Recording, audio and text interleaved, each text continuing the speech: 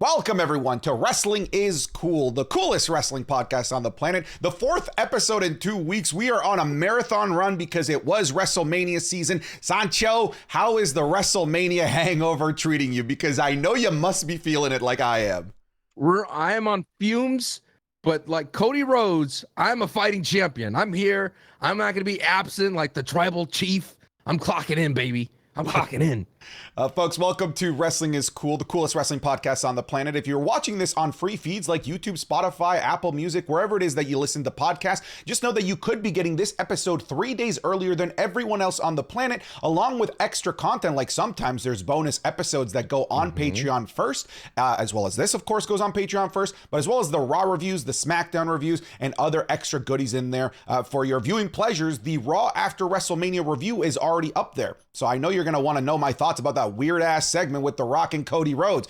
All you have to do is go to patreon.com/SantiZap. The link is in the description, or it'll be the link in the comment section. But go check it out. Sancho. He's so delusional, dude. The Rock, he's like, that's a nice belt there, Cody. I like the way it looks on your shoulder, Cody. Okay, hey, but the way that... Do you mind if I wear that, Cody?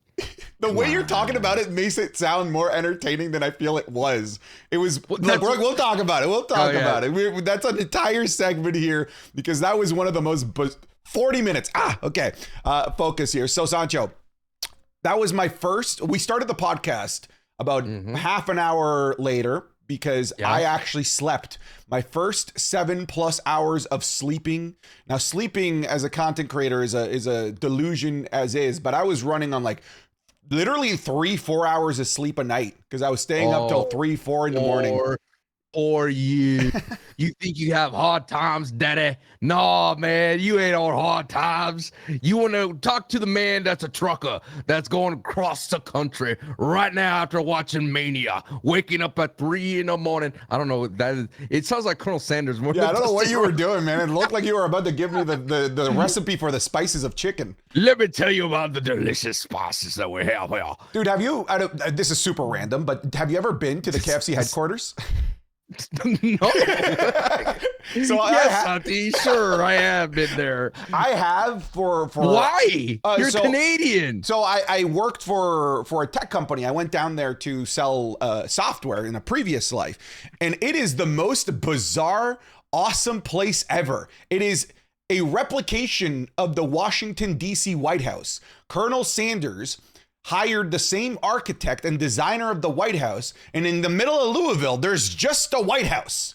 And when you enter it, there is a statue, a robot of Colonel Sanders ready to give you the history of KFC. It was like the chicken version of Willy Wonka's factory because there's all these little weird pockets in corners of KFC history, but they're also the parent company of Taco Bell. So you got the Taco Bell corner, you got the Pizza Hut corner. It's good stuff, man.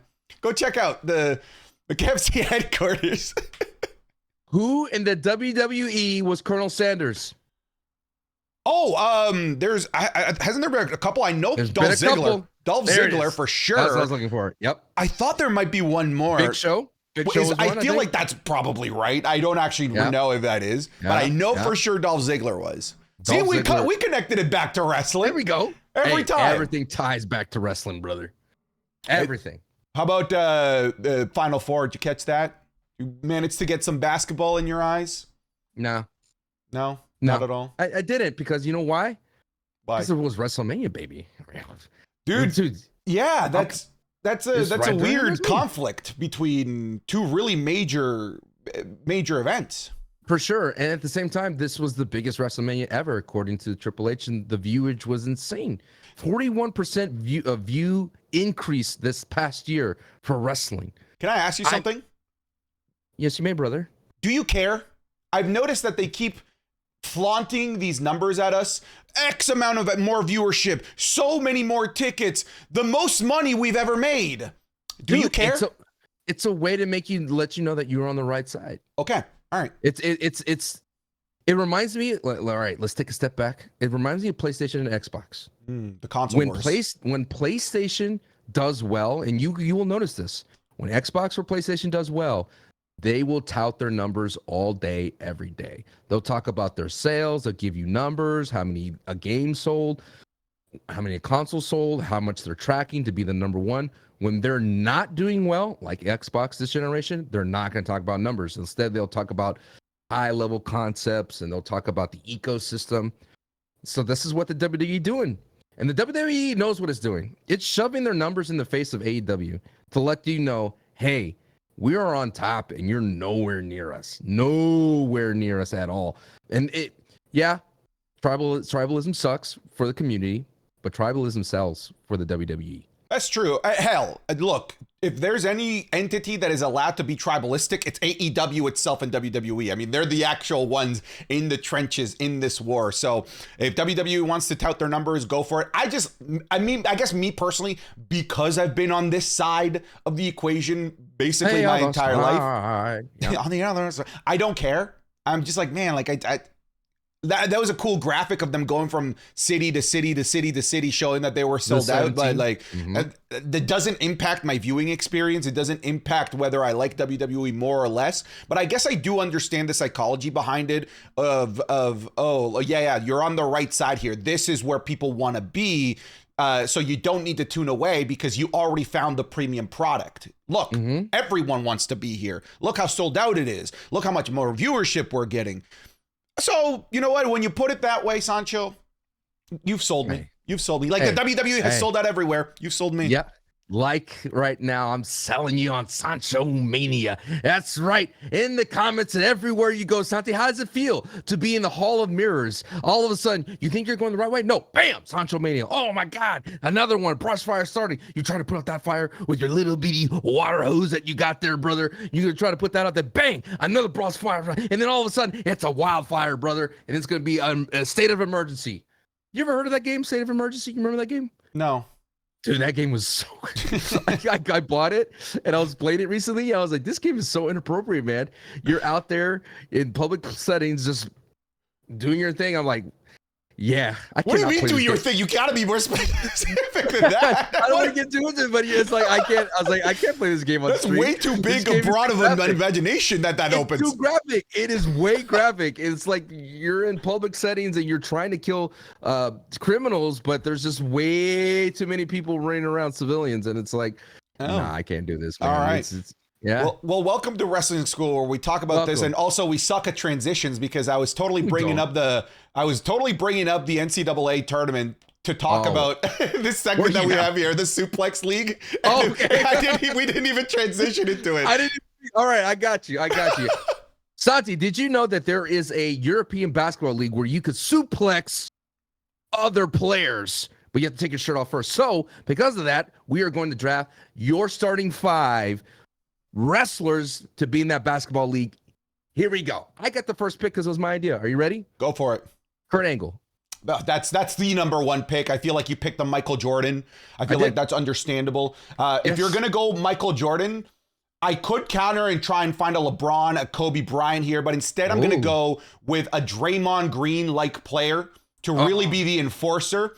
And I'm going to bring in Ridge Holland because his suplexes could potentially end controversial. They could injure. It could take out players. So I'm going in a bit of a different route. Rather than going for greatness, I'm going for grit. I'm going for damage. I'm taking Ridge Holland here. You're so dumb. You could have drafted him like at 5. Like I wouldn't even be near that guy. Fair enough. All right. This might have been a reach.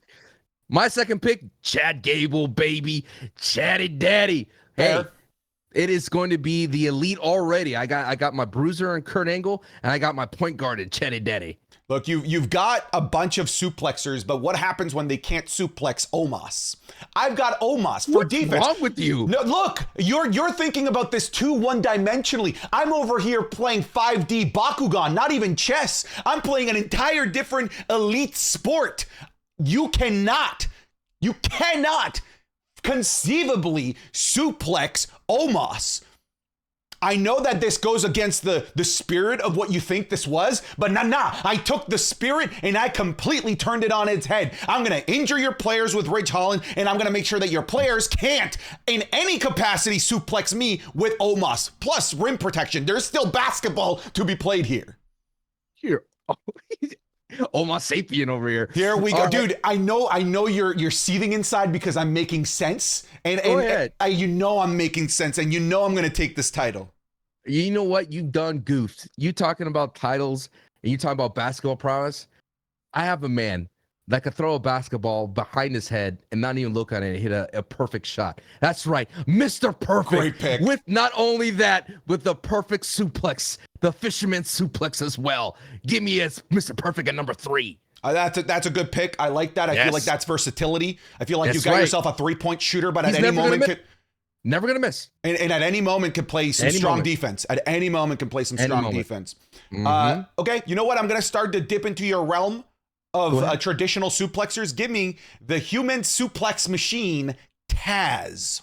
That was my next pick. I could have gone perfect at 4. I've got diversity on my team, man. I've got all kinds of different players. Now I've got my star player, my star suplexer. But I've got defense. I've got Ridge Holland to cause some pain. I don't think you can beat this team. I think you can, because I'm about to draft the future suplexing god, Julius Creed, at number 4. This man could suplex you one arm. This man could suplex you with his legs. This dude could do it all, and he's a natural born athlete. This guy's country strong. This guy's Mr. USA. Folks, he is just drafting a team of point guards. He doesn't understand how basketball works. He doesn't understand that there's smalls, that there's different roles. Small ball is on its way out. You think Omos is nimble enough to be able to run around? He's no Wimby. Just stand under the rim. Stand under the rim, baby. He ain't no Wimby. Stand under the rim. For my next pick, you've got all of these titans of the industry. You've got all of these unstoppable, dare I say, individuals that could go on a historic run at any moment of suplexes. And there's only one man, an underrated suplex machine that is known for toppling dynasties as of recently. Give me Sami Zayn. Sometimes I'm a sub in El Generico. Oh, you think it's going to be a vertical suplex? Nah. It's a brain buster all of a sudden. You've got the exploder suplex. This man has underrated amount of variety of different suplexes. And when my team is down, all right, when my team is down and out, who's going to help make the comeback but Sami Zayn? The ultimate underdog. You know what? I was considered Sami. And I'm going to counter pick you for my last pick here. All right. Okay. And this is someone that is comes from overseas. He's in a different league. He's doing his thing. He has great tape. One of the best 5-star matches. That's right. Kenny Omega. Yes. I'm bringing in Kenny Omega. That man could suplex you out of nowhere. Could be tricky you if you wanted. And this man's a gamer. This guy is here to compete. And he's the cleaner. We need someone on the board to clean up. That's my starting 5. I have a great starting 5. I got Kurt Angle. I have Chad Gable. Old. Mr. Perfect. Old. And Julius Creed. Not old. Young. Kenny Omega. Kenny Omega. Actually, Mr. Perfect. Not alive. Just to take it another step. I'll take his son, Curtis Axel, in. You have drafted a team of dinosaurs. I am taking the next generation of suplex beasts. Give me the newly called up, at least we think, Ilya Dragunov, bringing in that youth, bringing in that grit, bringing in all kinds of different suplexes and a stamina that would make Chad Gable absolutely yeet in his pants. I've got the most balanced team in all of Suplex League basketball. Wow. Let us know in the comments, who do you think is going to win in the Suplex Basketball League? Dude, realistically, though, I think I got it. No, you don't. You have Omos. He's terrible. Rim protection. Rim protection, sure. You know what? This is a great transition. Ilya shows up in Raw After Mania. Yeah. But not just Ilya, we had Roxanne Perez as well. Roxanne. Both NXT champions. I like the fact that they're already dipping their toes into bringing up these people. But what I think this brings up actually a bigger conversation, which is a big advantage that WWE has over AEW, in that they can refresh their roster without having to go into the free agency and spend $5 million a year on somebody that's going to work on a more part-time basis. Triple H has already kind of talked about that, about he doesn't want these people working part-time. They can bring up a Braun Breaker. They can bring up an Ilya Dragunov, a Roxanne Perez. At any moment, they could bring up a Tiffy, and all of a sudden, they already have a star that they have made, that they have molded in their own vision, that doesn't need to be remolded to be main roster ready, because that's the whole purpose of NXT. And in the snap of a finger, they can replenish their main roster and make it feel special and make it feel new without, again, having to go into the trenches and fight off all of these different companies in free agency. So I wanted to point that out, because that is one of the things that I feel AEW really needs to, like, over the next 10 years, they really need to develop Ring of Honor to be their AAA system, to be able to bring up a person that at any moment, the second they're up, everyone knows, at least the hardcore fans know, that's a superstar. Because I'm a hardcore fan, and if I've got a casual next to me who's like, who's that? I'm like, listen, that is Ilya Dragunov. That is one of the greatest professional wrestlers on the planet right now. He's incredible. Nothing but 5 stars. So Ilya Dragunov already has this core fan base that can help spread the message. Same with Roxanne Perez, and same with just about anyone that gets called up from NXT. That is a tremendous value, the tremendous power that NXT gives the WWE. And I think we witnessed it here, because Ilya Dragunov in front of that audience got a nice pop. Same with Roxanne Perez, because that's the hardcore crowd that's now going to spread the word that these guys and gals are amazing. I'm really happy to see them. I think it's cool that they're doing like a pre superstar shakeup draft showcase of this talent, because I don't think that this was proper call-ups. I think this is just like, hey, just so you know, these are the types of people that are going to be on the draft, because NXT is going to be a part of it. So I really liked it. I think it was a good crowd to do this in front of. Yeah, sure. Of course you liked it. Why have to bury Nakamura, though? Huh? Why? Nakamura gave him a good match. Okay, but did Ilya Dragunov not sell Nakamura's knees like no one ever has? He sold those. Sure. He sold those things like they were deadly. So it does suck that Nakamura had to take the L. But at the very least, it was somebody that made Nakamura look good in the process, in my opinion. Sure. Do you think and I'm just playing devil's advocate here. Yeah. All right. Do you think Ilya is just another Tyler Bate, though? No, I do think that Ilya is closer to a Gunther than a Tyler Bate. It doesn't have the stature of Gunther, though. Doesn't have the stature of Gunther, but there is an intangible that Ilya Dragunov brings that no one else has been able to replicate, which is this bizarre physical acting that he brings, where he can make a simple lariat look like he's been run over by a truck. I think that he is a better physical actor than even a Dolph Ziggler. Better than JD? Better than JD. Better than Ricochet? Better than Ricochet. I think he is the best seller in professional wrestling right now. And what's his upside? What's his max? What's the ceiling? The ceiling is, I do think that the ceiling is the ability to be a world champion. I don't think his ceiling, I don't think he can get to being a face of the WWE. I think that he has a ceiling higher than somebody like a Damian Priest, because and Damian Priest is a world champion, right? I think he has a ceiling that is higher than Damian Priest. Partly helped by the fact that he's I'm waiting for the music to hit. I'm waiting. He's just hit 30. He's still got a long lifespan left in his career. He is known for having just incredible matches, being able to tell great stories, and he has developed really well under the Shawn Michaels era of NXT. I think his ceiling is really high. I don't think he's a Roman Reigns. I don't think he's a Cody Rhodes, but I do think that at any moment we can say, Gunther and Ilya Dragunov, we need you to just go casually go have the match of the decade, because they're capable of doing that. They've done it before. They literally had the match of the decade in the 2010s. Yeah, a lot of premium gas there for Dragunov there. What about Roxanne? What's her ceiling in the women's division? I mean, I feel, just looking at her, I know she recently turned heel. As someone that doesn't watch NXT as intimately as you do, I do feel that her match against Indy Hartwell was a fun match, considering, you know, Indy has a thing with Candice LeRae that's kind of brewing as well in the background. But what is Roxanne's upside for you? Like, what's her ceiling as well? I see it's a bit more difficult to tell, because she has a lot less years under her belt than somebody like Ilya Dragunov. 30 is young in wrestling, but that's still enough time for Ilya Dragunov to have over 10 years of experience. Roxanne Perez is under 23. I think she's 22. She's is still incredibly young.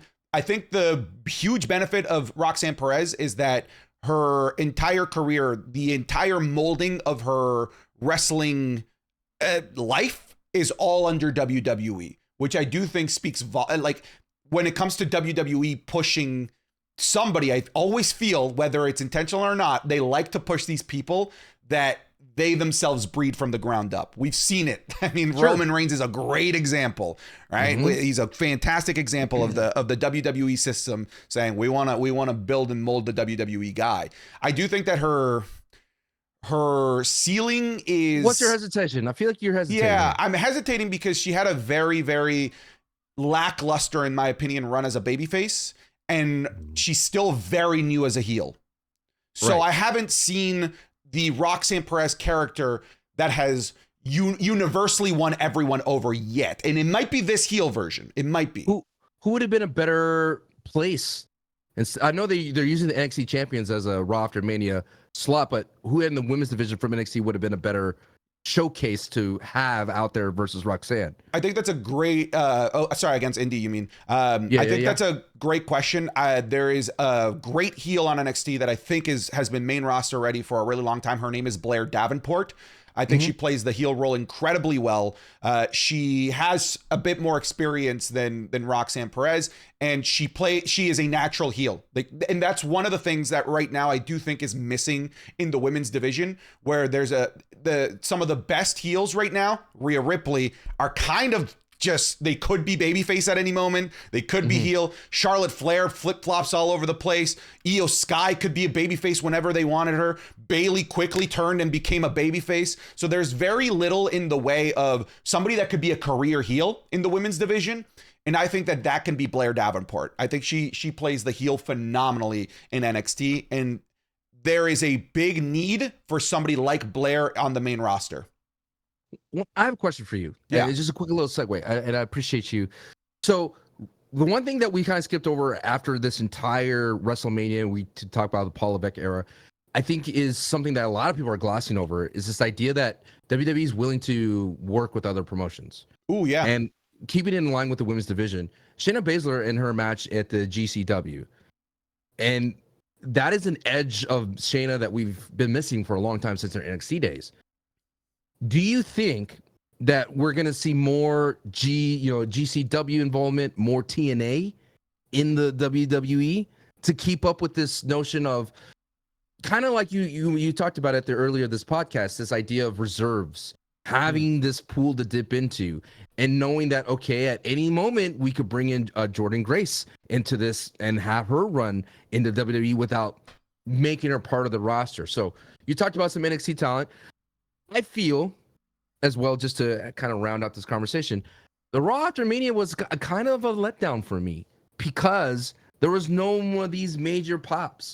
And so far, they've been using Raw After Mania as a way to kind of let everybody know, like, what's the word I'm looking for? Kind of like an E3 for gaming terms. Like, hey, we have these awesome wrestlers as well. We have this talent in NXT, if you didn't know. And as well, we have everybody else that did not appear at Mania, these mid-carders that you could enjoy, like a Ricochet or Bronson Reed, a Chelsea Green, that they could say, like, hey, we have these awesome talent as well. I think for those that maybe don't follow gaming, I'll give a different example. Like I've always said, it's like a series premiere or a season premiere of a series. Pilot episode type. Yeah, I think it becomes like the pilot episode of WWE 2024, where you can bring in these new characters, these new people, and feel right at home without it feeling like you're disrupting the flow as we go into WrestleMania, because there's no flow now. Right? We don't know what's next for Cody because they didn't announce anything. We don't really know. Kind of. Don't break my heart, Sancho. Don't break my heart. Don't break my heart. Stick Cody, out your hand, like Sancho. I wanna give you something, Sancho. There's something about that belt on you, Cody, that I really do like. Okay, clearly we want to talk about this now. Let's talk about. Wait, hang on. You asked the question first. Yes. The expanded universe of the WWE. I will say that the expanded universe of the WWE benefits the TNAs and GCWs of the world quite literally 1,000 times fold more than it would benefit the WWE. But I think it would be nice for the WWE. No, but it made Shayna look great, though. It did make Shayna look great. But think about how many eyeballs were on GCW because Shayna. Because Shayna was going to be there. So, and like, she's like a low mid-card wrestler.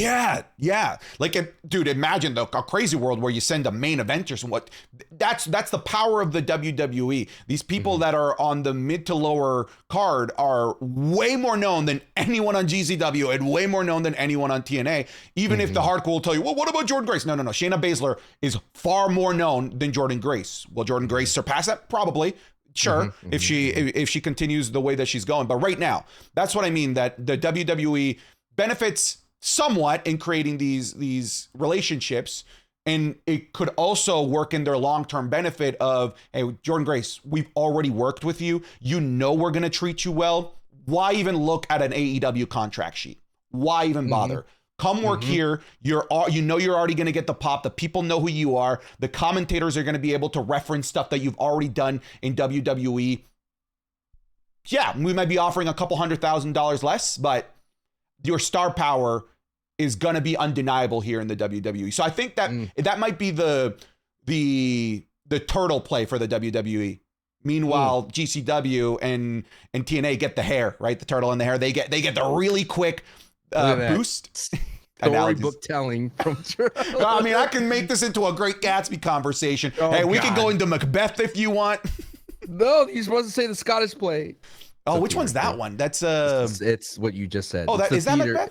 It's cursed in the theater world. You don't say it because of bad things happen. Oh, that's right. I forgot you're a theater nerd. That's right. Yes, the theater. The theater. So yeah, I'd like WWE to make these connections. It'd be I guess to me, for fans, ultimately the benefit is short-term cool reactions like Shayna Baszler, like Jordan Grace.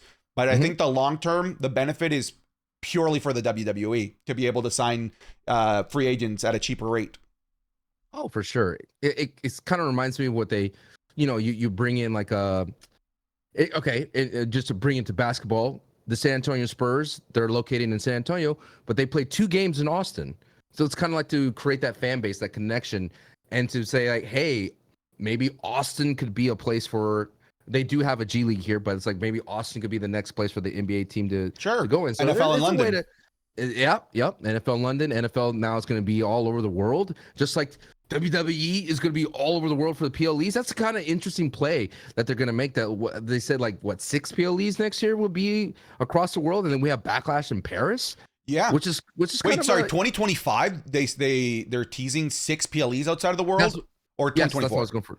I think 2024. I don't know. Let's count. So 2024, outside of the United States, we have the upcoming Saudi PLE and the Kings and Queens. Kings and Queens of the Ring. We have what's his face? What's his face from Kings and Queens? The actor.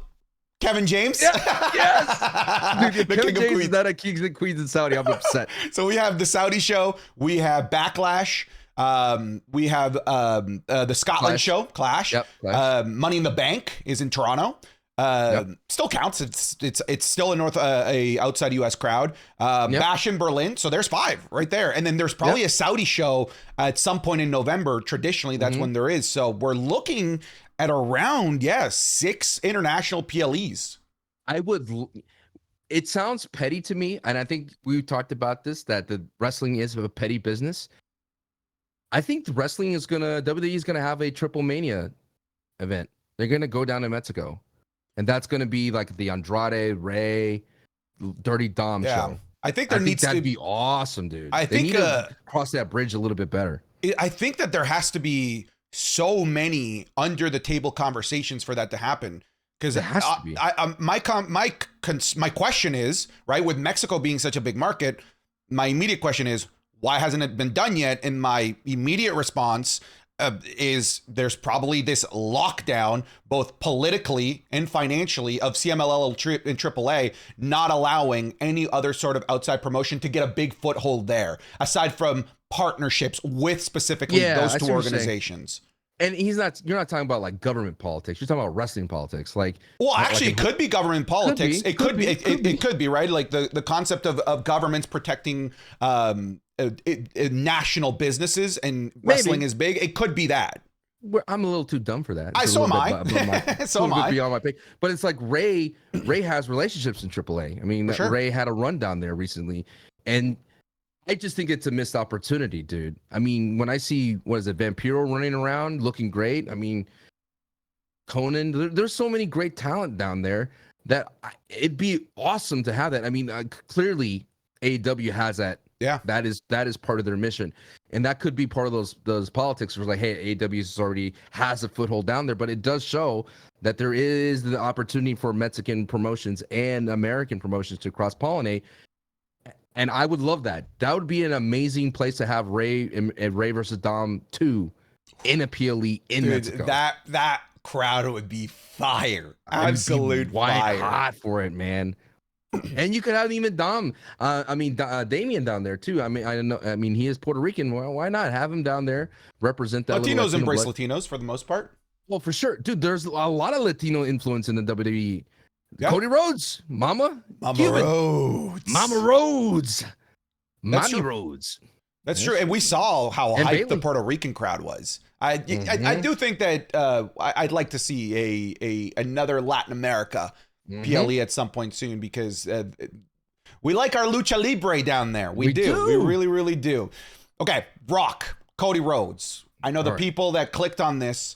This is the title, and I kind of clickbaited you because we're 30 minutes in and we haven't really talked about the Raw After Mania too much. Don't worry, we got timestamps. Yeah, we got you. Cody Rhodes. You wanted to talk about Cody Rhodes first before we talked about the Rock and Cody. So I want to give you the floor. What are your thoughts about Cody Rhodes' overall presentation so far as champion? Look here, man. I kind of feel this is weird to me. I tweeted out that clearly Triple H is Cody's champion for his new era. Like, they're picking Cody to run the ball here. And basically everything that happened at WrestleMania 40 is a sunset of a lot of McMahon era stuff. It's all came to a close. But I've never seen, and you might have to correct me, and people in the comments as well, in my time, of a new champion be treated so reverent, like a savior. Like Cody Rhodes saved the WWE. This man had a tribute video. I mean, it kind of got like, this victory lap kind of got annoying to me. I'm going to say it. Like, Cody, you're just a champion. You're another champion in the WWE. What makes you so special? Yeah, you ended Roman Reigns, but that it should have been flowers for Roman. Say thank you, Roman, and let's pomp and circumstance. And let's put Roman up, not just a chant, not just a mention of that. Maybe he gets it at SmackDown. But the Tribal Chief was your champion for 1,300 days. And all of a sudden, Cody, who's been a champion for one day, gets a tribute video, gets Triple H down there to introduce him, and everybody is out here like he's the second coming of the next wrestling gods. I don't think Cody Rhodes is going to be near the reign of Roman Reigns. It just felt weird to me. I'm just saying, it just felt weird to me. There's this reverence for a new champion. I haven't seen that in a long time. I am with you.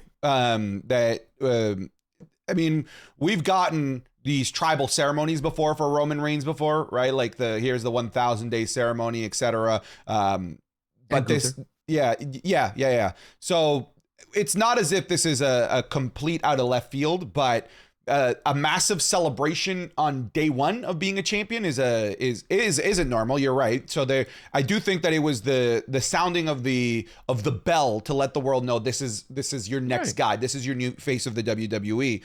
More than anything, man, what I thought was weird was that Cody wasn't in action, considering part of the selling point that he's the champion is that he's the working champion, right? That he's going to have that belt on a weekly basis. And I really felt like that could have been a great crowd to give a Cody Rhodes first title defense to. And I've been saying it all along, the Andre the Giant Battle Royal is so meaningless. It's even off of WrestleMania. At this point, if you win it, just say winner gets a guaranteed title shot on the Raw After Mania. That way, we always know that the Raw After Mania is going to have at least one super hype match. Would we have thought that Bronson Reed could have beaten Cody Rhodes? No. But it would have cemented Bronson Reed as a top player, even just being in that ecosystem. And two, it would have given the world the working man Cody Rhodes defending the title. And I feel like you could have elevated multiple things at once if we had just given Bronson Reed that title opportunity, even if it's a 10, 12-minute match. It doesn't have to be a massive 40-minute banger showcase like at WrestleMania. Just something.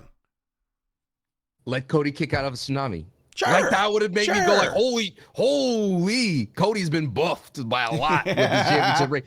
Maybe we talked about it as well. Our criticisms of WrestleMania 40 was there was 2 matches that had no stipulations to it. Why not make one of them the number 1 contender for Raw After Mania? A little bit. Maybe. I mean, Jimmy and Jay, that would have been interesting to have Jay and Cody face versus face go after it. I know they had a number 1 contendership, unadvertised, by the way, for the heavyweight champion.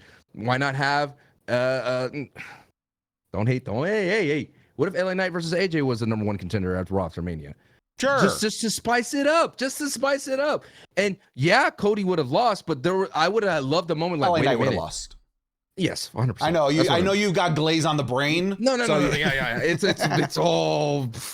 It's just a bush of glaze. It's a glaze. No, but what I wanted to say is like, sure, Cody would have never lost, but I wanted that doubt. Like, oh, wait a minute. Yeah. But the drama of him losing isn't the point. It's the showcase of the champion. That's the point. Yes, and that's what this was so strange to me. We don't know what The Rock did. We don't know if The Rock was like, I want this segment to include me into it. I think let's go ahead and dive into that. Rock versus Cody. So the Cody has his little tribute show, has his little flowers given to him. He has his the feet kissed by Triple H. It was disgusting. Triple H would never do that. And then you have The Rock comes out, and I'm like, yes. The next chapter here for the story.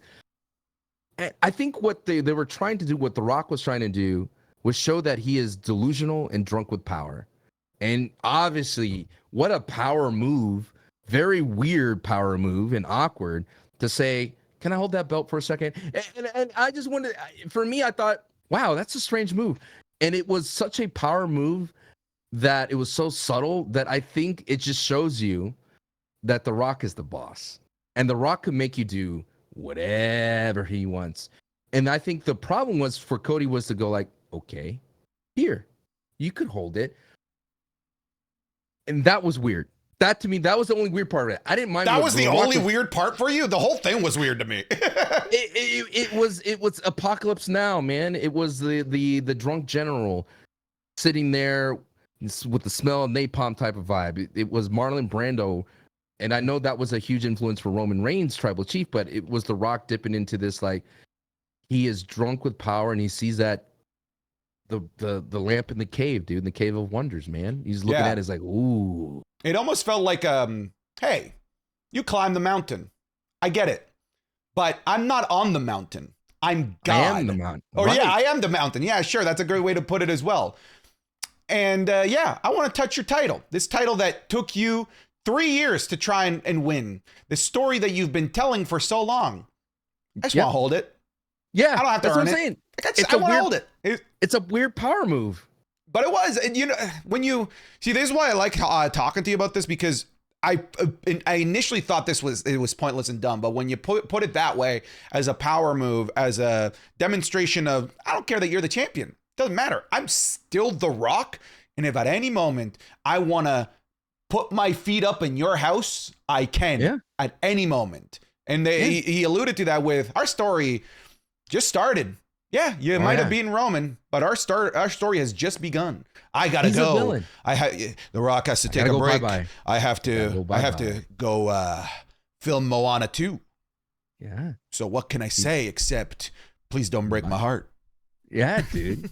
He was a villain, and it was just a different kind of a heel promo. It was very nuanced, and it wasn't so blatant. It wasn't filled with catchphrases.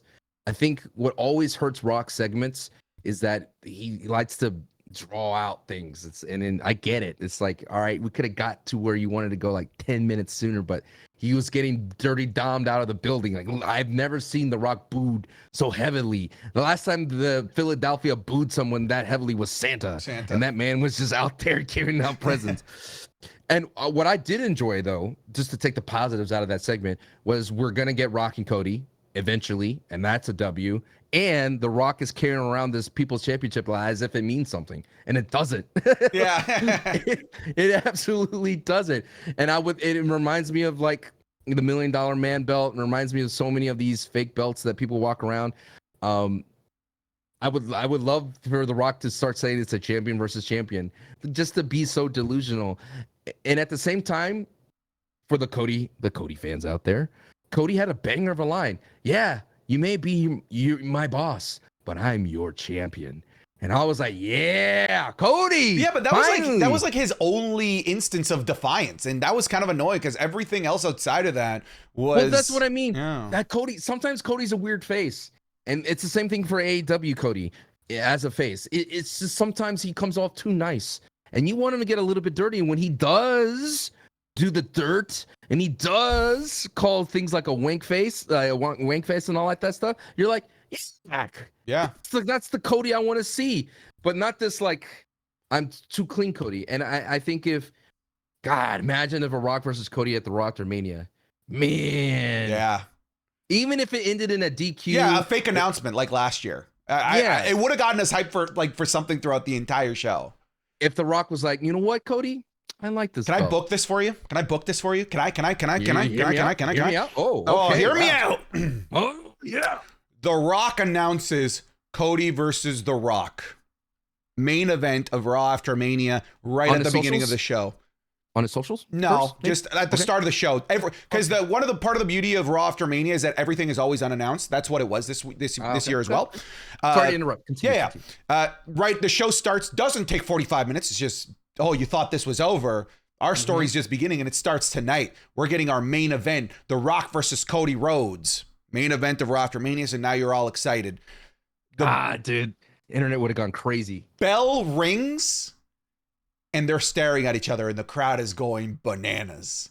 Oh, yeah. And just when you think The Rock is actually the people's champion and is going to give you what he wants, after that 5-minute stare down of them looking side to side. Yeah. Tama Tonga and Jacob Fatu go into the ring and beat the crap out of Cody Rhodes. The Rock is laughing. It is a disqualification victory, but that was never The Rock's intention to give the people what they wanted. It was to put Cody Rhodes in a corner to lure him out in a place of vulnerability where now he was stuck in the ring with Tama Tonga, Jacob Fatu, and the final boss. They obliterate Cody Rhodes, and The Rock disappears after obliterating Cody Rhodes. Yeah. I would have loved that. And he says, I'll see you later. Bow, bow, bow, bow, and just as mysteriously as he came, it's like Michael Scott. He just left. Okay. Oh, you mentioned Michael Scott. Okay. This is a comparison that I made during my stream. Do you know the episode of The Office? I'm sorry if you've never seen it, but where Michael Scott is giving Jim and Pam a tour of their house. And he's like, this is my TV. It's plasma. The tiny little screen. He's like, if you want more room, you just... Did not feel like Triple H is like, so please look at this screen. It's just tiny little screen for 20,000 people to have to look into. Dude, you should put up a tweet like, all right, bang or tweet, because you have a better reach than I do in Twitter. Put the picture of the screen, the monitor, and then the next picture, Michael Scott. You got to do that. All right. Like I literally want you to do that like right now. Like honestly, I want you to be like Drew McIntyre. During the box. Oh my God. But dude, everything revolves around the office. Let's be real. Again, problems with Rock's promos is that he leans too far into the crowd. I'm sure if you're there in the crowd, you absolutely love it because you're just like, losing it, right? On TV, sometimes it doesn't correlate that well. But at the end of the day, we got Cody versus Rock. And the biggest problem that we're going to mention here is the Raw After Mania lacks that, oh my God, stop what you're doing. You need to watch Raw right now. And it's been that way for like a while. And I don't know if you could correct me, but it feels that way at the Raw. Like if Cody versus Rock, the way you booked it happened, that'd be amazing. And you get that surprise entry and you get that mysterious, like what's going to happen. And Jacob Fatu and Tonga, they could have disappeared too. Yeah. They could have been like, they didn't, all right. They came and they went, and they could have like little vignettes sprinkled in throughout the weeks to let people remind them and like, ooh, we got a call from The Rock. They could keep up that whole vehicle of The Rock communicating with Paul Heyman only through phone calls, whatever. And it will work very well. But what do we get instead? A very awkward promo, nuanced promo, and The Rock holding onto the belt. And he's like, this feels right, Cody, doesn't it? Ah, yeah, Did it need 45 minutes though? That's what I mean. Like 20 of it, maybe 15 of it was the crowd booing which they can. I don't care, but The Rock needs to like bulldoze over it and just push through that promo. It should be a 15-minute promo. It should have been a 15-minute promo. I agree. It's just that so much of it was The Rock letting the crowd do their thing, which I get it. Yeah, exactly. Like the crowd was hot, but sometimes it got a little bit frustrating at points where like he would just stop mid-sentence. Like just do what Dom does. Just keep talking. Just keep talking, yeah. But it's The Rock. He can do whatever he wants. He even dropped an F-bomb mid-promo in the ring. Have we seen that before? Not on Raw. Not on Raw, right? Like we saw him swear out of the ring, right, in the beatdown. But in the ring, live microphone, I don't think we've seen that yet. Do you think that's gonna... I feel like so many people are on the edge, or Adam Copeland waiting for NXT, for Netflix. Like, they're like, oh, dude, as soon as the wrestlers could start cussing, it's gonna be a whole other level. We're back in the Attitude Era, brother. It needs it. The wrestling needs it. It doesn't need... Look, I think a great example of when the F-bomb works well, look at the Sami Zayn brainbuster. Everyone popped because it's not something that you see on a regular basis. Mm-hmm. And I think that can be the casual F-bomb here or there. But if it just becomes this thing that happens every other week, then it's going to lose its power. And with The Rock leaving here, I don't want to see anyone drop an F-bomb. I really want it to be reserved for the most heated of heated parts of WWE storytelling. Yep. And the face should only use it to combat it, like the top face, Cody. Yeah. That'd be awesome. 100%. So, overall, I didn't love the segment, but I didn't overall Raw After Mania. I felt like there was some good. Like I like the NXT stuff. The other thing that I think is worth talking about, is CM Punk back? Like, he wasn't in his brace. And it's very clear that it's this is the narrative. This is the storyline that they're going with for Drew McIntyre, to the point where I'm starting to maybe think that maybe Drew McIntyre CM Punk might happen at Clash. Dude, that'd be crazy. That would, but aren't you connecting those dots? CM Punk getting physical multiple times now. I know this one wasn't as physical as what he did at WrestleMania, but no brace, involved directly in weekly storytelling now. Is he actually ready to go sooner than we expected? Is it so nice to see CM Punk smile? Dude, I said the same thing. I was like, dude, this guy's having fun. He was smiling during the cash-in. Yep. And something tells me that part of that smile obviously is character, but part of it is he's like, oh, this is sick. This is cool. I love it. He's got his smile back like Shawn Michaels. Yeah. No, I think it is. I was like, that's a cool spot to have. He's literally holding on Drew, and I'm like, dude, that involves a lot of triceps to hold a foot down. Yeah. A man's stature, and he had that biggest smile on his face, and it's so interesting to me that and what I like about this CM Punk and McIntyre feud is if it does happen to Clash, then that means that Drew completely got sidetracked and now he's focusing on his own personal battles versus the belt, which is what he's been about. And we talked about it in our WrestleMania 40 review that is literally on right now if you want to check it out. But what's so interesting to me about this is that this is not a one-off feud. This is not, we're going to wait and just have it happen and they're going to fight at PLE. This is CM Punk haunting Drew McIntyre. He is going to make his life a living hell for the longest time, and people are just going to cheer for it. And I would love it more. Continue. Let CM Punk pop up in random places and just annoy Drew McIntyre, because a heated Drew is the best Drew. And that promo that Drew dropped, again, we have a new aisle here, a new factory for the Drew. And hey, the Drew Glaze is here. Drew is cutting the best promos on Raw. Hands down. That promo was amazing on Raw. When he pops up, it's like everyone pay attention. When I'm making content and reacting, I'm like, okay, I'm not going to edit. I'm going to listen to Drew, what he's going to say the entire time, because he's going to say something that's going to matter, and he's going to say something that is going to pick up your ears a little bit, and he's going to say something that he saw on the internet. Yeah, Bondage Undertaker. Yes, there's definitely a PG version of the other one that was trending. That, and at the same time, the whole thing with Chelsea Green during the Slammies. Oh, it was good. He had her escorted out of the building, and it's all that kind of stuff. It just shows me, like we talked about, that Drew does the extra work, the extra care. He studies the game. He studies the internet. He studies us to see what he could bring in to let the people know that he is listening to everything. And this promo was straight fire, man. Devil's this guy advocate? was heated. Oh, yes, brother. Santi in the back wrestling is cool. Yes, Santi, yes. I'd like to play devil's advocate. No. Get out. Get out. Use your feet. Yeah. Girl with the glasses. Leave. Leave. Just to play devil's advocate, just to ask the question. It's not necessarily how I feel, but CM Punk and Drew McIntyre going off to have a different offshoot program separated from the World Heavyweight Championship.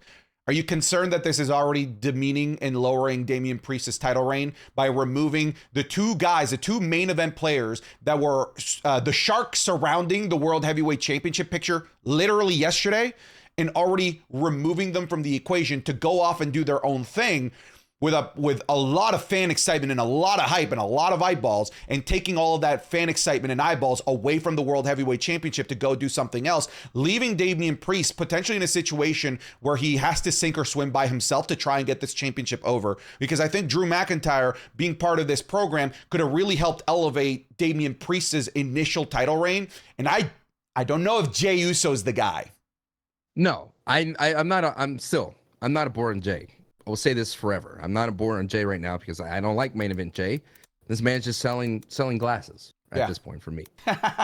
You don't like the Yeet glasses? His promos are rough too. Like the backstage one, there's a reason why they have him backstage, just to help him out a little bit. And I like Jimmy and Jey as a tag team. But to answer your question, sir, I think Damian has to be a sink or swim situation. If he cannot swim with that belt, then what is he doing then? If he's not ready for this spot, then that's on him. He should have been ready for the longest time. Because once you have the Money in the Bank, you're basically slotted as the next up. And when they've determined you're not ready, that cash-in's not successful. Yeah. And Damian, this is a vote of confidence from Triple H that you're ready. He has to be ready. And I don't mind that he's not feuding with Drew, because that means that lets the rest of the mid card to upper card breathe a little bit. Let's showcase this more talent, because for the longest time it's been Seth and it's been Drew, it's been Nakamura, it's been Seth and his casual, like his regular opponents. With Damian, you could dip into other people that haven't had the limelight, I give them a little bit of a shine. Let Damian showcase his power against others, because if you have Damian go up against Drew, it's not going to be a convincing victory for Drew or for Damian. Wow, that could have been for a little slip there. Yeah. But no, it's not going to be a convincing victory. You need Damian to have those runs where he is going to be semi-dominant and he's going to hit you with that South of Heaven. You're not going to kick out of it, because Drew would kick out of a South of Heaven 100% easily. Yeah, easily. But if you wanted a Damian Priest to demonstrate and look like a powerful champion, I feel like kicking out of claymores is more hype and more building than kicking out of a spear from Jey. I have to say this though, but just to piggyback this real quick. The United States champion has better vibes right now. Sure. I think it's a little bit unfair for us to throw Damian to the Damian? Nice. Yeah, we got him. Wrestling is cool. We got these all day, folks. We got them all day. Look, it is objectively unfair to start casting judgment on his title reign when at the moment it was less than 24. Yeah, it's less than 24 hours old. But I do think it's peculiar, at the very least, that the three top tier guys that were helping elevate that World Heavyweight Championship to be marquee WrestleMania status, Seth Rollins, Drew McIntyre, CM Punk, all out of the picture within 24 hours of that championship leaving Seth Rollins. So what? We talk about continuations of things, like what's next. Where we think that some of the best results of WrestleMania leave us with we at the very least have an idea of where we could take this. There's a lot of cool fantasy booking that we could do. This, when Damian won, my fantasy booking and my excitement was immediately CM Punk, Drew McIntyre. But all of that being removed from the equation now forces me to fantasy book other things. But as I'm fantasy booking these other things, I'm realizing it's just not as exciting as Drew McIntyre or CM Punk. I think it's because that main event had, and again, they're just not ready for this heavyweight, like Bronson Reed, Jay, and Ricochet were the other three. And you're like, they're not on the same level as Drew. They're just not. Ricochet's getting there. Bronson Reed has flashes of brilliance. And main event Jay, without Bloodline, is not really cooking for me. And yes, he had that thing against Gunther. But out of the four, for that number one contender, it should have been Drew McIntyre. And what happened to the notion of that if you're a champion, you're automatically given a rematch? That hasn't happened in forever, it feels like. Yeah. Once again, LA Knight didn't get one. Didn't get one. Well, it's typically the champion that loses gets an instant rematch, right? So it seems that Seth is going to be out of the equation for a really long time. Drew McIntyre was technically the one that lost the championship. Why did he have to earn it in a number one contendership? That's weird. It is weird. It is weird. But again, that's me and you, the wrestling aficionado that is trying to find realism in this circus. And when you try to find realism in the circus, you start to remove the curtain and you start finding the flaws and the problems. I think it's not that. It's just that traditionally that's the way it's been, though. Yeah, but I'm not saying it's a flaw. I'm just saying, like, there are rules here, bro. Yeah, but that's what I mean. You're looking at the rules of something that doesn't really have official rules to follow. But that's what makes wrestling work, when there's rules. The little things. If you're gonna tag your opponent, your teammate, you gotta hold on to that little rope. You have to care about the rules. Look, I'm not disagreeing with you. I'm not. You can't final boss me and be like, oh, I'm coming in. I make all the rules because this is a circus. This is a circus here, Mama Rhodes. Mama Rhodes. I'm the biggest clown here, Mama Rhodes. So, what do you think The Rock handed Cody Rhodes? We never even talked about that. Oh yeah. So there's the conspiracy theories. I'll give you some of them, right? Let's go ahead and talk about it. All right. One of them was a pedal of the tribal lei that Roman wore. The other crazy conspiracy theory was MJF's gold ring, like the ring, the diamond ring. What was the I forgot a couple of the heart of Tafiti from Moana. Oh, I don't even know what that is. What is that? What is the heart of Tafiti? You're gonna need to. I'm putting you on the spot now. Now you need to explain to the people what the heart of Tafiti is. No, I'm making you look like a sham right now. In Moana, the cartoon. Are you clowning me for my lack of knowledge of Moana? Yeah. Yes. You idiot. You idiot. In Moana, the heart of Tafiti is the thing that Maui takes away and changes the world, and the whole world goes dark because Maui stole the heart of Tafiti. Wait, is Maui a heel? No, well, he's a demigod, and he was painted as a heel, but you understand he thought he was doing the right thing. Oh. And then he turned face at the very end. If you want to talk wrestling terms, he turned face at the very end and realized that he needed to help out Moana to return the heart of Tafiti. Okay. So it's a little green little jewel that he gave to Cody Rhodes. You think it could be that? Some people thought it was... I thought it was going to be a middle finger when he was. Yeah. That's good. Reaching into no, apparently, like, because there was also this thing that like Cody Rhodes gifted Seth Rollins a Rolex. Yeah, I saw that. That it could have been the Rolex, like The Rock took out Seth Rollins or something in the back, like so you know. I know the rumors was he gave everybody Rolexes. He gave Roman and The Rock Rolex too, and he was returning the Rolex because the Rock in the presser was like, "Oh, this was a gift given to me." And I'm not gonna tell you who it's from, so it could be that, which is That's too deep cut. That's too deep. That's too deep of a cut, and at the same time, why would that mean something? Because remember the thing that he said right before it gave is like, "Don't break my heart again." And I think if you were looking at the scope of things, the way The Rock his heart was broken was Cody Rhodes took back him giving that spot of Rock versus Roman, because he was like, "Hey, remember." You came to me and you and I during that one of the little Instagram posts, he was in the first one. He was like, "You and I, we agreed. You agreed that this was going to be the best thing, that we were going to, the Soul Man and your dad, Dusty Rhodes, the American Dream, that we were going to put on the best WrestleMania ever, that we could do this. And you agreed that it was going to be Rock versus Roman. And we shook hands. And you had that opportunity to change your mind anytime before we got to the presser in Vegas. And you decided to break my heart." He didn't say that at this time, but you broke my heart by coming out there and saying that you pick Roman Reigns and you changed our deal and you didn't tell me and you embarrassed me in front of the entire world. And so if that's the thing that he says, "Don't break my heart again," it could be the pedal from Roman Reigns, because he took away that WrestleMania moment of Rock versus Roman, and he destroyed the tribal chief. Do you think because now he can never have that again? It could never be Rock and Roman as Roman Reigns, the 1,000-day champion plus champion, versus The Rock. And you are like, "Oh my God, The Rock is going against Roman Reigns." It may be, dude, The Rock was the one that was supposed to beat Roman because he had that belt. And he says, "Hey, it looks good on you, right?" Right? He's like, "It looks good on me." Oh, man. Wait, because, dude, you could have been The Rock that does it.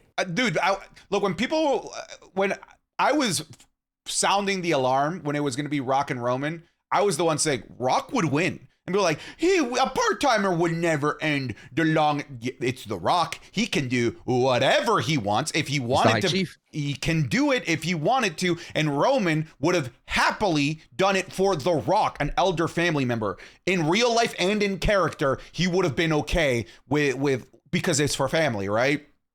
Here's my question to you. With The Rock perhaps wanting to make sure that his heart never gets broken again, to make sure that he gets what he wants at next year's WrestleMania, does that make The Rock the favorite to win the 2025 Royal Rumble? To guarantee whatever outcome he wants at WrestleMania so that it is not taken away from him again, that he has the full control, both from a seat of power and on-screen power, to make the decision that he wants? Yeah, Santi. All right, let's do this. Hear me out. WrestleMania. The road to WrestleMania begins at that Royal Rumble. The Rock, the final boss, says right out the gate, "I'm entry number 30. This is me. The final boss is, I'm coming in last." And I never remember a time where you knew who was coming at 30. He's like, "I'm 30. Natalia. There was one time Natalia won a tournament to come out 30, and at 29 we're like, your brain is a mush.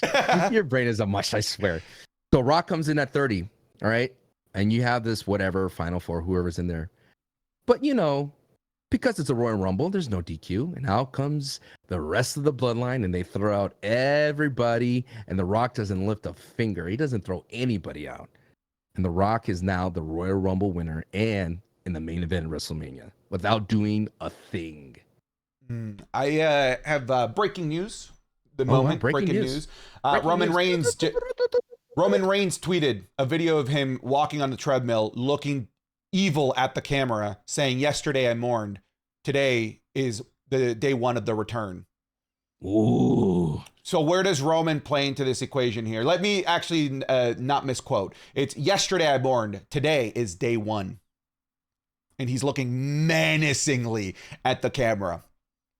What do we think? Hey. When do we see Roman Reigns back? I thought he was advertised for SummerSlam. I might be wrong. I thought he was part of... I heard that too. Okay. Yeah, Cleveland, right? Yeah. Okay, we're both in agreement there. Either we both we've synced our dreams from Toronto to San Antonio, and we've just had the same communal dream, or we're right, which is probably the dream thing. Yeah. Hey, I thought he's gonna be in Cleveland. I still believe Roman comes out as a face here because I think he's going to train back up. I don't think we see him until the next PLE. I think he has conditioned us to be okay that we don't see him forever, and it's fine for us. He's the next Taker, brother. The next Taker where he only wrestles at WrestleMania, and that's it. And I wouldn't mind it because we need another Taker to do that. We need a Taker that he is going to be, and what I mean is a WrestleMania attraction that only happens at WrestleMania. And if that's a Roman thing, okay. Because I'm conditioned, I don't see him anyway. That's true. He's already a special attraction. but now protects his body. Protects his body. I've always said, and I've said it here before, and the WWE loves, whether it's intentionally or unintentionally, taking the monikers that me and you come up with, the final boss. I will still stand by this, Sancho. If LA Knight says Glaze, I would lose it. I stand by this. I was calling it the Bloodline Civil War like 3 months before the Bloodline Civil War. On the podcast, yes. I am calling this era of Roman Reigns, and I think he's going to start calling himself a variation of this, the Fallen King arc. I think it's time for us to tell the Fallen King storyline, which is a story as old as time. From Japanese 1600s lore, there's always the story of the returning emperor, the son of the emperor that was outcasted to come back, the Lion King. We've had all Braveheart. We've had all of these types of stories of the rightful king coming back to reclaim what was taken from him. Do we get Black Panther? That's a great one. Black Panther. It's an archetype of a story as old as time, as old as narratives have existed. Mm-hmm. Do we get this year? Do we get the Lion King story of Roman Reigns and The Rock? The Rock is Mufasa? Is The Rock Scar? I think The Rock is Scar in this scenario. Absolutely.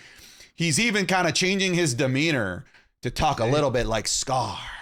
He's very lion-like when he walks out there. Maybe, dude, but where does that put Cody in this Fallen King story? Is he the new king? Is he the one that if you're continuing that narrative, that means Cody is pointless in this whole narrative, because who is Roman going against? Who is Roman trying to reclaim his throne from? Is it going to be Cody or is it going to be The Rock? What's the kingdom? What is the throne? That's Cody Rhodes' theme is kingdom. Wait a minute. Declare my kingdom. That was a good woe, by the way. It was a good woe. Fantastic woe. Yeah. I think I gave it a 9.4 on the woe scale. Wow. Yeah. Wow. You know all the rules, right? One woe. Everybody knows the rules. Everyone knows the rules. Sancho, are we doing new heat order? We want bringing it back. I mean, the people want it. The people have been commenting it. They want the new heat order. Before we get into the let's do it, because there's a couple of things we could talk about that happened on After Mania that we could talk about. Obviously, number one is Cody Rhodes in the new heat order. For those of you who were just joining the show, I mean, we've had a new influx of viewers, of listeners. We have a new influx of Patreon members. Thank you so much. The new heat order was the thing that we did last year, where basically we would rank the wrestlers 1 through 20 about who has the biggest buzz, who's the one that we were excited to see, who were the ones that were on TV that had a great promo, had a great match, and we ranked them. And for those of you who don't know, in the Lost episode, the one that ended up being our number one wrestler throughout the entire year was Logan Paul. We are going to try this all over again, and we're going to redo the new heat order. Instead, we're going to stick to 10 wrestler lists of the new heat order, and we're going to start off with number one. And you could sound off down below who is your number one that you're excited to see every week. Number one is Cody Rhodes. Yeah, can I explain one more thing? Sure. About the new heat order. It's not about who we think is the best wrestler in the WWE. It's not who we think is the top star in the WWE. It's who is the hottest at the moment. Yep. At the moment. The buzz that they're creating. It's not who we think is the top of the mountain in the WWE as a whole, because maybe Nakamura has an awesome babyface turn, and all of a sudden Nakamura is what we're buzzing about. And Nakamura could be number one for that week. Exactly. As an example. Exactly. And if, like, Cody Rhodes, this is pure off TV, he will slide off the new heat order. For sure. All right, so who we got? Cody Rhodes. Rhodes, number one. I think that's fair. Is number two Drew? Look, I think number two, even though I know he's going to leave, I think for this week, it's still The Rock. Yeah, I did get really hyped seeing The Rock. Yeah, I think it's still The Rock. And his intro keeps getting like better and better.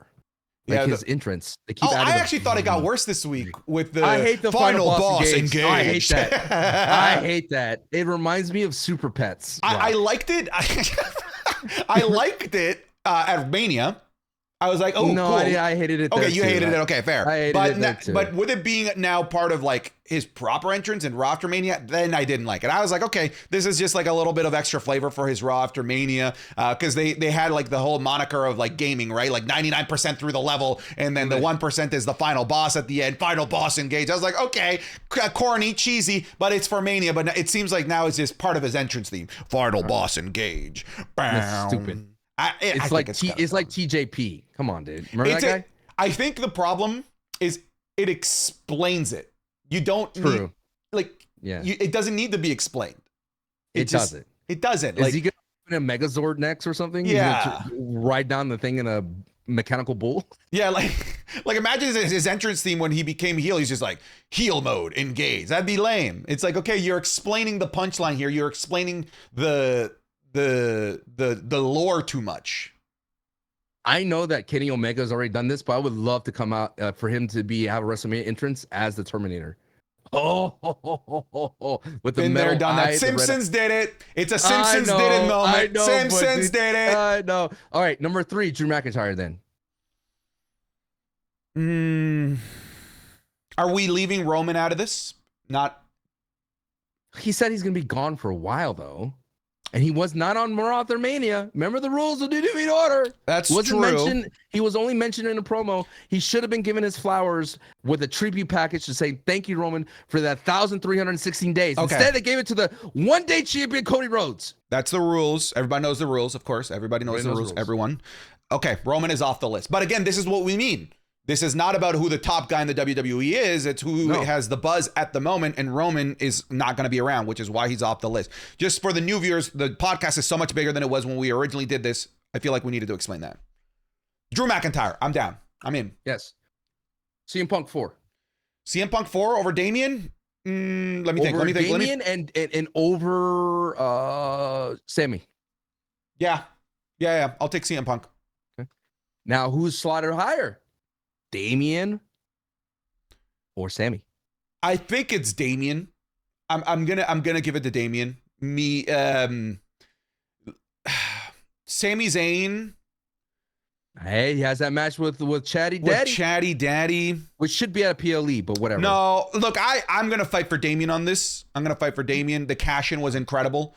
I know that like he didn't get to do too much on Monday Night Raw. He looked great in that suit. He looked great. So I'm gonna go to bat for Damian Priest. If you want to go to bat for Sami Zayn here, maybe we toss a coin.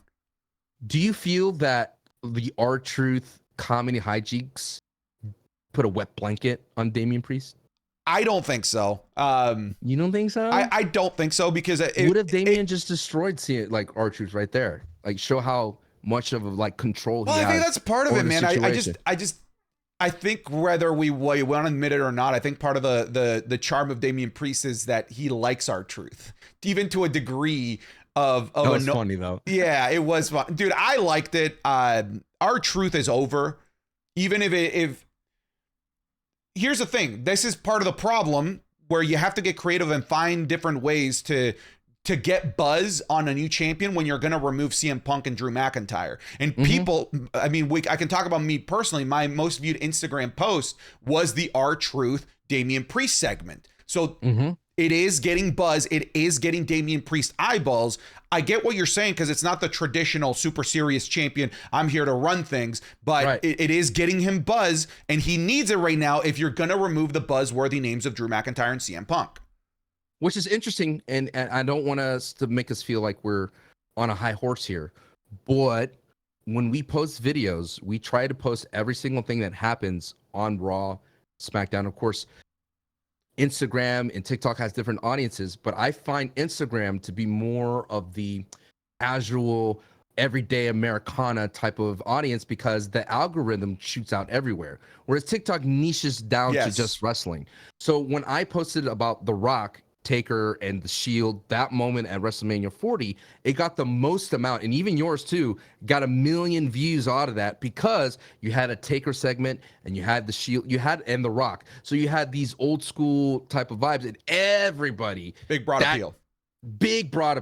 So it is interesting that you bring up that metric of the kind of temperature of R-Truth. So okay, does that make R-Truth at 7 then? I think R-Truth is above Sammy. Wow. I The do, man. Intercontinental champion. I know, but look at what that big moment he got. He's feuding with the world champion. He summoned John Cena. Yeah, that is cool. Like, I actually look. I'm not trying to take anything from Sammy. I'm just saying I think R-Truth is super over right now. What do you think? And he made the Miz and John Cena work together. Yeah, dude, that was the one thing I was like, this is wrong. This is wrong. Yeah, so, this is unholy. Cannot John have goes, Cena and Miz. John goes, yeah.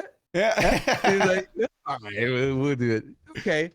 All right. At number 8, then. Okay, so are you in agreement, R-Truth, Sammy? Yes. Okay. Because, dude, when R-Truth has a segment, it's like, I need to post that now. To be honest with you, I'm gonna hit you with a big number 8, and I wanted to. I think it's in consideration for 8, 9, or 10, and I'd love to have a discussion here. All right, Liv Morgan. Dude, that chair spot was hilarious. Liv Morgan, the beatdown of Mommy, the unstoppable champion. When was the last time you saw Mommy like this? Nia Jax. I cannot put Liv above Mommy. Okay, I am down with putting Liv at 10. Yeah, okay, that's the conversation I wanted to have. I feel like Liv made enough of a buzz where I feel like she's earned her spot here. So where do we want to? So where do we want to put? Okay, we have one more. Let's figure out the one person remaining that should be in the top 10, and then Rhea Ripley. And okay, so we have Rhea Ripley, Liv Morgan. We need one more to round up the top 10, and then we'll order them. Yes, and it's I know like 20. The reason why we cut from 20 to 10, for those of you who don't know, is like once we got to 15 and 20, we were just like, interchangeable. The 20 could have been 15, the 15 could have been 20. Yeah, we were just like, So that's why we cut it down to 10. I think that's a little bit more, we could have a little bit more nuanced conversations as well. So Liv Morgan, I agree, is in the top 10. And then you have Rhea Ripley. So who's going to join that 9th spot? I want to say Jade Cargill. Well, you and I discussed this on WrestleMania 40 review, that Jade should not do squash matches, that she should just remain part of the trio. And as soon as she walked out to squash Chelsea Green, I was like, what did that do? What who did that benefit? It didn't benefit anybody. Yeah. I thought it would. I loved Chelsea, God bless her, because she said that no matter if she loses or wins, her job is just to get a reaction out of the crowd. And I think she did. And I always love seeing what Chelsea does in socials after her loss. And she was like, the best 30 seconds of your life, which was hilarious. So for me, the reason why I put Jade here is because she appeared on Raw After Mania. Obviously, they're going to try to push her in some way. But I don't know. I could either take Ricochet as well, because Ricochet's 450 splash on Bronson Reed was incredible, and they obviously want to push Ricochet in some way to be as this ultimate highlight TikTok social media star, because he could put on a banger of a moment with anybody. What about Chad Gable? I think the reason why I'm not hot for Chad is he's not on a PLE against Sammy. Yeah, but it's in Montreal. That's going to be a hot crowd. No, that's going to be a loud PLE-like crowd for that match. It's got to be. It's got to be. Sami Zayn, hometown IC championship, 2 beloved guys. I think that's got a main event. And it's a good tag team. I like the tag team, and I love the Tekken tag combo of the suplex into the haluva into the chaos theory. That was kind of cool. I just think I wish that they let it build up a little bit more, like a little bit more of a fever pitch. I do think that could be if you want nuclear heat on a Gable heel turn, it's in Montreal. It's in Montreal, man. What does he do? Like break Sammy's ankle? I don't know. That'd be cool. It could be a situation where he loses and then the handshake he takes out Sami Zayn. Maybe he wins by cheating. I don't know. But I know a lot of people are clamoring. My biceps are too big. I'm big. That move don't be nobody. Okay, I'm down with what you're saying then. So we're gonna do Liv Morgan, Rhea Ripley, and it's either Ricochet, Jade, or Chad. Because it's not main event Jay. It's not main event Jay. Not Even yet. Though he's the number not one yet. contender. Sorry, it's not main event Jay. We know main event contenders. We know them. We're main event ourselves, and main event Jay, more like mid-card Sleepy Jay. Now you turned into a sketch there. Tuesday. No, but it's between those three. in my Okay. eyes. I mean, All right.